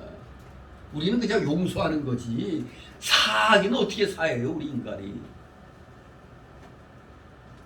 진실로 우리 기독교만이 진실로 하나님의 공의 앞에 피할 방법이 없었던 죄를 예수 그리스도의 피로 단번에 우리는 깨끗게 하시는 사죄 위로를 우리는 받은 것입니다. 그래서 한 번 구원은 영원한 구원이죠. 예수님의 피로 죄산 받은 이 구원은 다시 되풀이 될 수가 없는 겁니다. 단 한 번으로 완벽한 겁니다. 단 한 번. 그래서 요한일서 1장 9절에 만일 우리가 우리 죄를 자백하면 저는 미쁘시고 의로우사 우리 죄를 사하시며 모든 불의에서 우리를 깨끗게 하실 것이요 자기의 죄를 회개치 않은 채 지금 기뻐하고 즐거워하는 자는 하나님의 심판의 날에 후회하며 슬피 울 것입니다. 하지만 지금 자신의 죄를 인하여 애통하며 회개하는 자는 사죄의 위로를, 화친의 위로를, 칭의의 위로를 받게 되는 것입니다. 우리 모두 항상 자신의 부족과 죄를 깨닫고 슬퍼야 됩니다. 즉 자신의 죄에 대해서 혹시라도 무감각해서 아무 슬픔이나 애통함이 없는 자는 없는지. 그러면 안 되죠. 늘 우리는 내 부족과 죄를 깨닫고 애통해야 됩니다. 나는 완벽해. 나는 이제 다 갖췄어. 나 정도만 하나님께 충성하라고 그래. 이건 뭐죠? 교만이죠. 교만. 나 정도 아닙니다. 우리는 늘 부족한 겁니다. 늘 부족해서 주님 저를 어떻게든지 사용하여 주옵소서. 지극히 작은 것에서부터라도 우리는 쓰임을 받아야 됩니다. 하나님이 제일 기뻐하시는 성도가 어떤 성도일까요? 바로 주일날 예배 잘 드리는 성도가 최고로 하나님이 기뻐하시는 겁니다. 예배 잘 드리는 성도, 예배 빠지지 않고 잘 드리는 성도가 정말로 하나님을 두려워하고 경외하는 자가 되는 겁니다. 우리 날마다 혹시라도 내가 예배에 대하여 불충하게 생각하는 건 없는지, 오늘 혹시 아이고 벌써 또 주일이야? 이렇습니까? 아니면 아이고 오늘 주일이네 교회 가야지. 어떤 마음에 아이고 벌써 주일이야. 이런 마음이 들었다면 회개하시 바랍니다. 세 번째로 온유의 복입니다. 구원을 위해서는 온유해야 됩니다. 5절 있습니다. 온유한 자는 복이 있나니 저희가 땅을 기업으로 받을 것이며. 아멘. 시편 37장 11절에 보면 오직 온유한 자는 땅을 차지하며 풍부한 화평으로 즐기리로다 말씀합니다. 온유는 믿음의 품성입니다. 믿음의 품성. 물론 온유 자체가 믿음은 아니지만 믿는 자는, 그리고 믿으려고 하는 자는 그 심령 상태가 온유해야 된다는 겁니다. 교만하고 높은 마음은 하나님을 향하여 거칠고 목이 곧아서 불신앙과 불순종의 상황으로 나아갑니다. 하지만 가난하고 겸비한 마음은 하나님을 향하여 부드럽고 온유하여 믿음과 순종에 나아가는 것입니다. 가난하고 겸비한 마음, 이것이 바로 우리에게 온유함으로써 믿음과 순종에 나아가게 하는 겁니다. 온유는 누가 뭐라고 해도 주님의 품성 아닙니까? 또 성령의 열매며 성도 속에 갖춰야 할 기본적 덕목이 온유. 저도 그렇게 성격이 좋은 편은 아닌데 이 목사님들 사이에서 이제 뭐 얘기 나누다 보면 그래도 배 목사님은 마음이 넓어서 이래. 나 넓은 거 없는데. 왜냐하면 목사님들끼리도 뭘 하다 보면 엄청나게 고집부리거든요. 근데 나는 웬만하면 목사님들끼리 뭔 얘기하면 진리 문제가 아닌 것 가지고는 너무 그러지 말라는 식으로 이렇게 해줘요. 그러다 보니까 내가 되게 너그러운 사람같이 보였나 봐. 실은 아닌데. 아무튼 우리 성도의 기본적인 덕목이 온유입니다. 그래서 마태복음 11장 29절에 나는 마음이 온유하고 겸손하니 그랬습니다. 예수님이 마음이 온유하고 겸손하대. 그럼 예수님 따라가야죠. 배워야 되죠.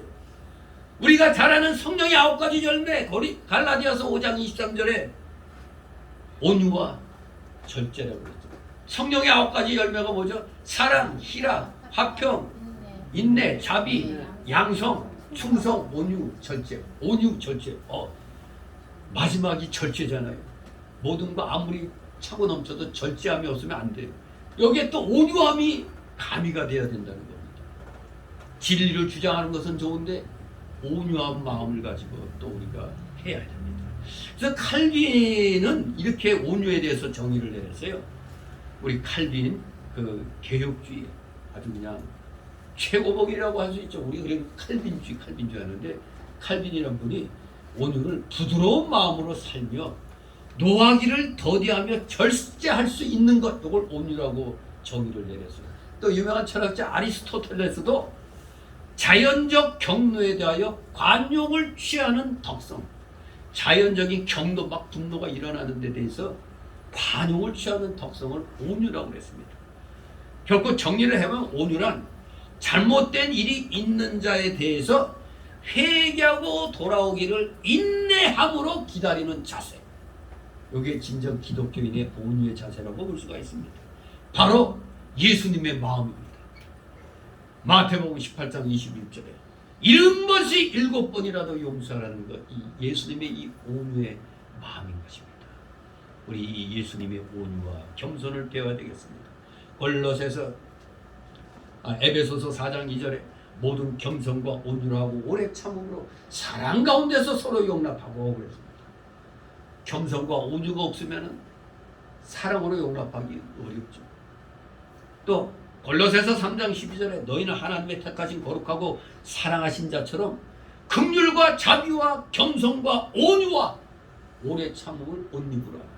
우리 기독교인의 기본적인 덕성이 온유임을 분명히 말씀하고 있습니다. 그런데 문제가 있죠. 우리 속에는 이 온유보다도 목이 곧은 그 마음이 있지 않습니까? 목이 곧은 마음, 거칠고 목이 곧은 마음, 즉 옛사람의 속성이 누구에게든지 남아있는 겁니다. 옛사람의 속성, 이것을 우리가 다 죽여야 돼요. 옛사람의 속성. 그래서 우리는 주님이 오시는 그날까지 끊임없이 성화를 이뤄 나가야 돼요. 마지막 영화의 단계는 주님이 재림하실 때 이루어지는 겁니다. 그 재림하실 때는 우리의 육신도 부활하잖아요. 영화의 단계에 가서. 그때까지 우리는 성화의 과정을 사는 겁니다. 거친 마음, 과거형 선제과 성격을 성령의 불로 소멸시키고 주님의 마음을 본받아야 됩니다. 주님의 은혜로 성령의 도우심으로 그 일이 이루어질 것입니다. 이 히브리어에 아나라는 동사와 아니라는 형용사가 있어요. 아나, 아니 비슷하네. 아나, 아니. 그 단어들의 본뜻은 핍박을 당한다, 고난을 당한다는 뜻입니다. 그런데 이 아나나 아니라는 이 단어에서 발전해가지고 핍박을 당한다, 고난을 당한다는 뜻이 좀 더 발전해서 가난하다, 겸비하다, 온유하다는 뜻을 가지는 것으로 발전이 됐습니다. 바로 우리가 온유한 심령을 가지지 못할 때 하나님께서는 테스트를 하시죠. 왜? 이 세상 우리 훈련장으로 주셨기 때문에 훈련을 시켜야 되잖아요. 저걸 못 갖췄으면은. 그래서 온유한 심령을 못 가졌을 땐 하나님께서는 환경적인 어려움을 통해서 또 핍박이나 고난을 통하여 우리를 겸비케 하시고 온유한 품성을 갖추도록 섭리를 하시는 겁니다. 그러니 우리는 이 훈련장에서의 삶을 절대 불평불만하면 안 되는 겁니다. 아, 내가 부족하니 하나님이 만드시려고 그러는구나. 그렇게 알아야 됩니다. 또 온유한 자는 뭐를 받는다고요? 저희가 땅을 기업으로 받는다고 그랬어요. 이것은 세상의 땅 몇 평, 몇십 평, 몇백 평 받는다는 게 아니고 천국에 들어간다는 뜻입니다. 천국에 들어간다. 팔복은 천국의 복이요, 천국 시민의 표로서의 복입니다. 이 세상에서는 힘센 자, 억센 자, 자기 주관과 주경과 신념이 강한 자가 땅을 차지할 것입니다. 그러나 천국은 그렇지 않습니다. 당연히 우리 교회도 그렇지가 않은 것입니다. 온유와 겸손은 천국 시민의 표입니다. 누가 천국으로 기업으로 받습니까? 온유한 마음으로 주님을 영접하고 따르는 자만이 받는 것입니다. 누가 천국에서 그리고 교회에서 큰 자가 될까요? 당연히 온유와 겸손으로 단장된 자가 큰 자가 되는 겁니다. 자기 주장만 그냥 내세우는 자가 큰 자가 아니라 온유한 마음, 겸손함으로 사람을 대해야지. 그게 교회에서 섬기는 자의 모습이 되는 겁니다. 아, 내가 신앙생활을 몇십 년 했는데 당신이 뭘 알아? 이런 식으로 하면 교만인 것입니다. 항상 나는 부족하다, 이런 자세를 갖춰야 됩니다. 이제 마지막으로 의에 줄이고 목마른 자의 복, 즉 구원을 위해서는 의에 줄이고 목말라 해야 한다는 것입니다. 6절 있습니다. 의에 줄이고 목마른 자는 복이 있나니 저희가 배부를 것이며. 아멘. 역설적이죠. 아니, 줄이고 목마른데 뭔 배가 불러? 영적인 말씀이죠. 우리가 실질적으로도 육신적으로도 배가 고프고 목이 마르면 당연히 먹을 것, 마실 것 사모하게 됩니다. 우리 그 영화 같은 데 보면은 그냥 굶주리면서 그냥 먹을 것 달라고 그냥 사정하잖아요. 우리 지금 아프리카에서도 구호단체가 뭐 먹을 것을 갖다 갖고 와서 딱 나눠주려면 사람들, 마을 사람들이 구름대같이 몰려와요. 그 하나라도 더 받으려고. 아이, 그럴 때 좀 이렇게 차분차분하게 좀 이렇게 해서 줄 세워가지고 이렇게 줘야 되는데, 보면 아니, 나눠주는 사람도 어찌할 수 없는지 그냥 막 그 앞에 와가지고 그냥 더 받아가려고 난리치니까 오죽하면 옛날 역사에 사람까지 잡아먹을 수 있겠어요. 사람까지. 지금 중국 경제가 저렇게 어렵게 될 때 중국에는 사실 식인의 풍습이 있거든요. 그런 동네가 있잖아요. 중국에는 자칫하면은 경제적 어려움이 커지면 사람도 잡아먹을 수가 있는 겁니다. 그만큼 지금 안 좋은 상황이죠. 정말로 사람이 굶주리면 대책이 없는 것 같습니다. 오죽하면 자기 품 안에 안고 있던 애가 닭고기로 보여요.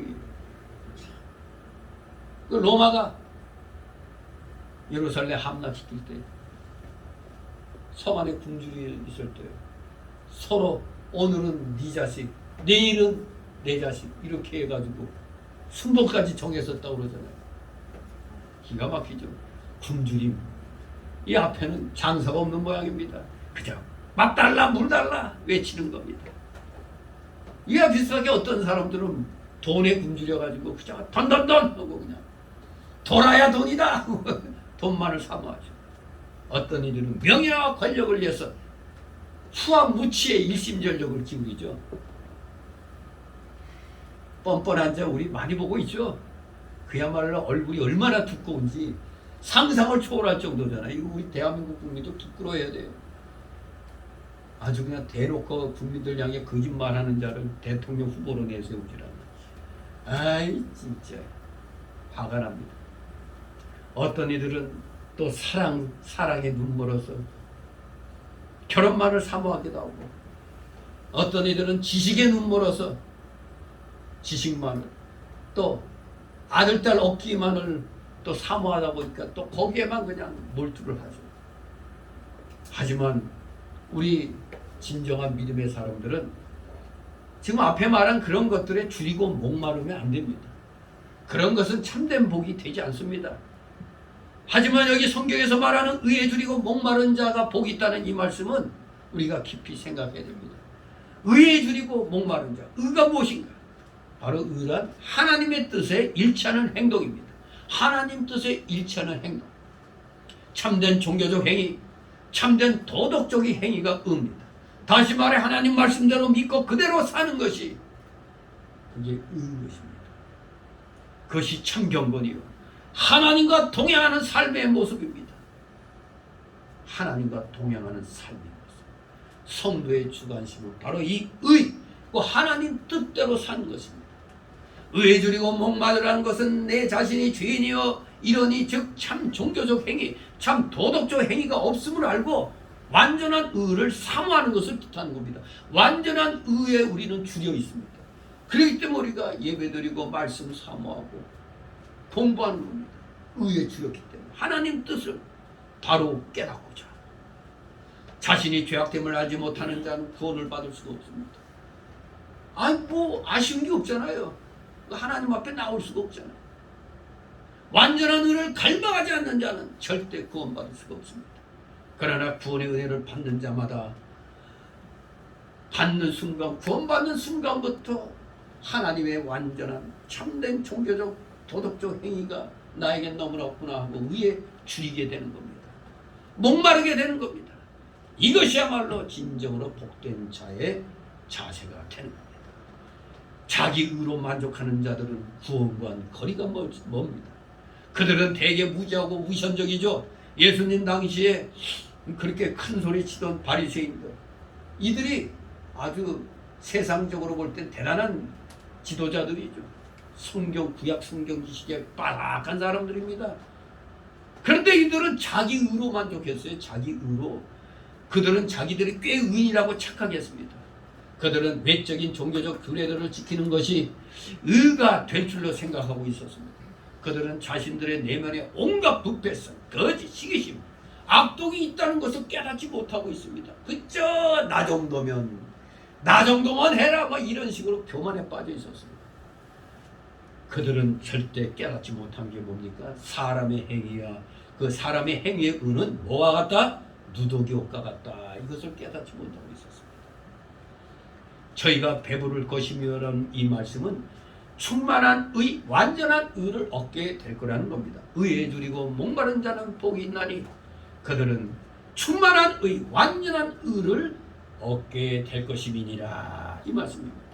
의를 조금 받는 게 아닙니다. 배부르도록 받는다는 겁니다. 이것은 바로 예수 그리스도로 말미암은 것입니다. 예수 그리스도께서는 우리를 위하여 십자가 위에서 단번 속죄의 사역을 이루셨습니다. 그의 속죄의 피는 우리를 단번에 의롭다 하시며 법적으로 완전케 하십니다. 이것은 완전한 의요 충만한 의인 것입니다. 우리의 행위의 의로 덧붙일 것이 없는 의가 바로 완전한 의, 충만한 의가 되는 겁니다. 이것을 이름하여 신학적으로 칭의의 진리라고 하는 겁니다. 칭의, 의롭다 칭합니다. 우리는 예수 그리스도 안에 있는 구속으로 말미암아 하나님의 은혜로 값없이 의롭다 하심을 얻은 것입니다. 진실로 오늘 우리 마태복음 5장 1절 6절을 통해서 구원을 위한 준비, 즉 구원받는 자의 그 상태를 이렇게 네 가지 복을 통해서 살펴봤습니다. 아주 핵심적인 겁니다. 이것을 우리가 늘 마음판에 새기면서 우리 믿음 생활을 해나가시는 진실된 하나님의 자녀들 되시기를 주님의 이름으로 축원합니다. 기도합니다. 거룩하신 하나님 아버지, 은혜를 감사드립니다. 사랑하시는 자녀들, 날마다 가난한 심령으로 의에 줄이고 목말라 하는 온유한 심령에 진실된 하나님의 자녀들이 되기를 소망합니다.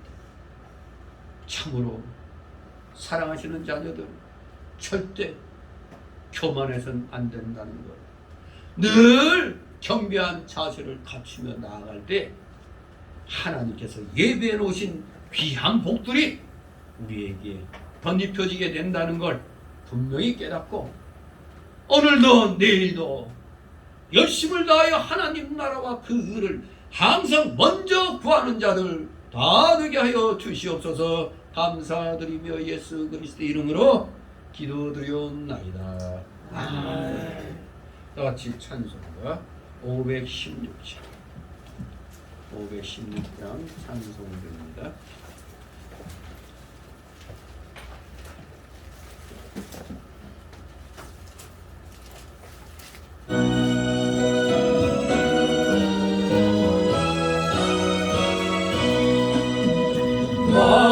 완강한 사랑 복음 나니 전국이 저들의 결심이요 내 것을 하느니 복음 나는 결의가 위로를 바라리라.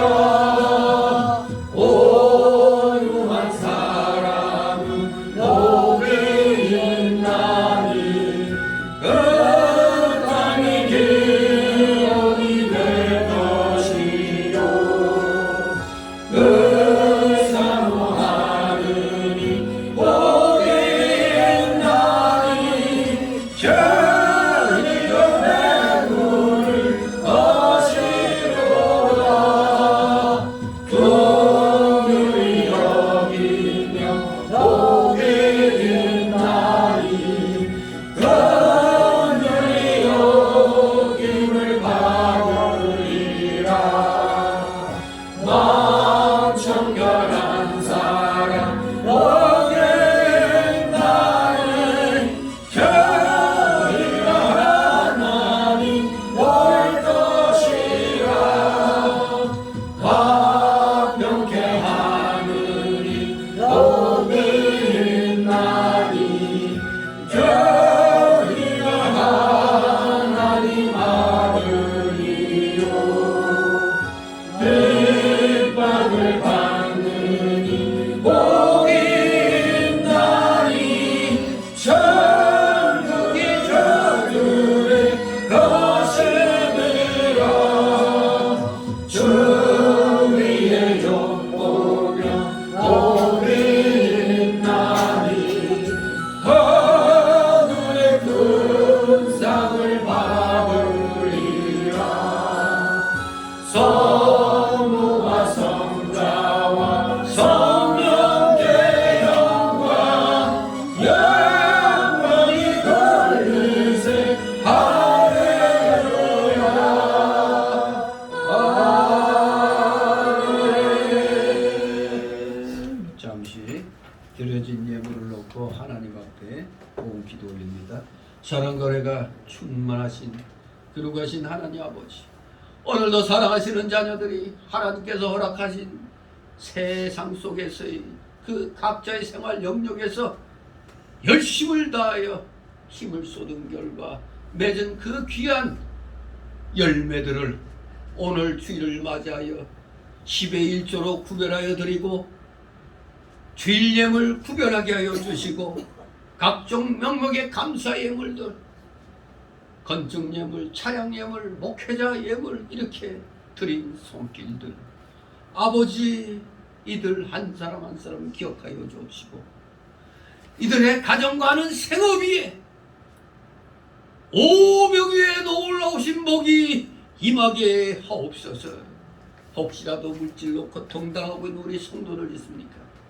속히 물질을 마음껏 주의 영광을 위하여 사용할 수 있는 물질의 실력자로 그 믿음을 더욱더 키워주시옵소서.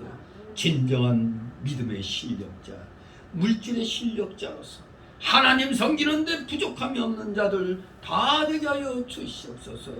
드려진 예물 몸된 교회를 위하여 잘 사용될 수 있도록 늘 은혜로 충만케 하여 주시옵소서.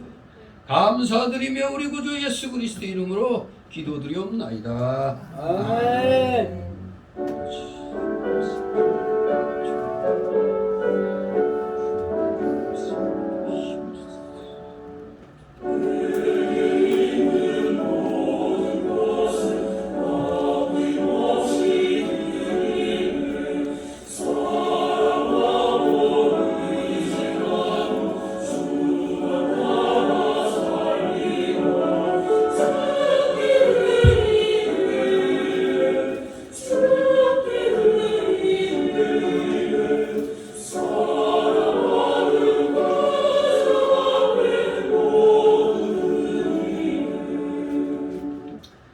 이 시간은 새신자 소개 시간인데 등록된 카드는 없습니다. 우리 서로 좌우로 앞뒤로 인사를 나누시기 바랍니다.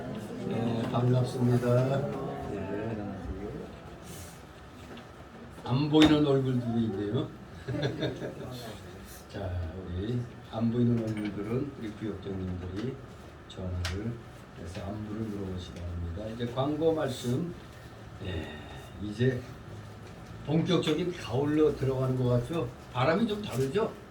에어컨 바람이 시원한 게 아니라 이제 춥게 춥게 느껴지죠? 추워. 예, 그렇습니다. 아무튼 신앙생활하기 아주 좋은 계절이 됐습니다. 이제 다음 주 목요일부터 하고 다음 주 금요일부터 구역 예배 이제 그리고 또 토요일 날 전도 활동 이제 정상적으로 이제 시작을 합니다. 이제 그동안 숨 많이 쉬었죠? 여유를 가졌으니까 이제 또 우리 본격적으로 열심히 뛰어야 되겠습니다.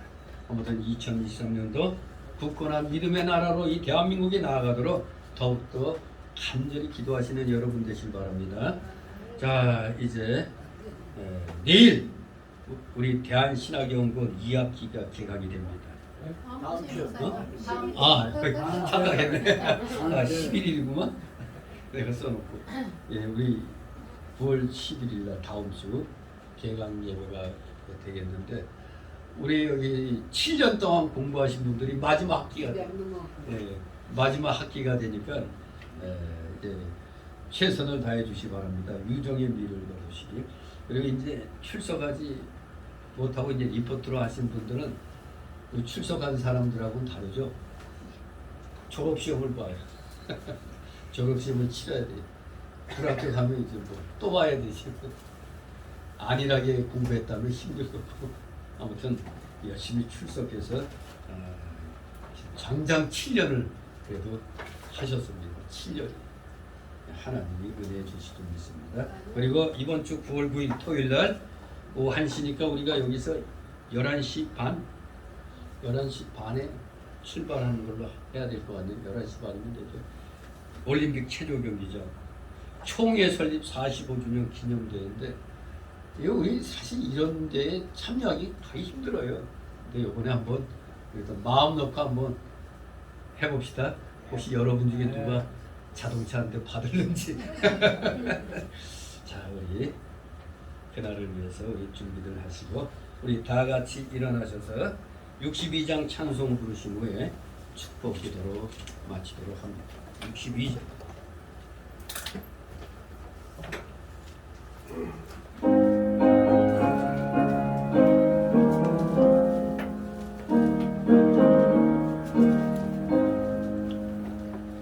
주 이름으로 모였던 우리들이